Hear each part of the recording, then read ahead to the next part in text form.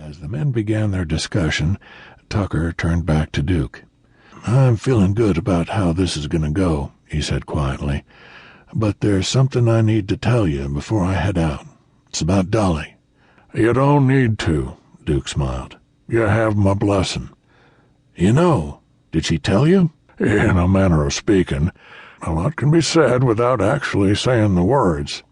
"If something goes wrong, make sure you tell her." "I know what to tell her," Duke said solemnly.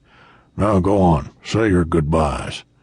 "Mighty grateful," Tucker nodded, and walked quickly toward the front door.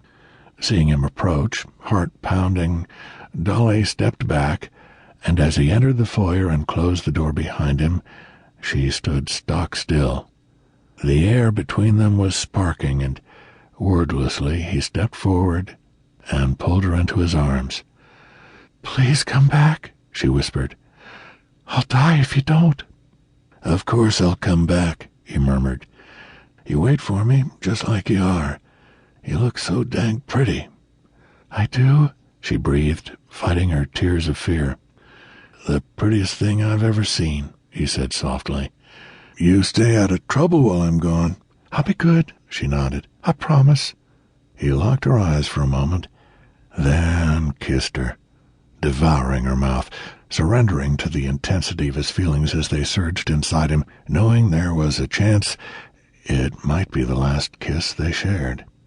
"See you soon," he whispered, moving his mouth to her ear. "See you soon," she repeated, swallowing the heat in her throat. Breaking away, he held her gaze for a split second before turning and marching through the door.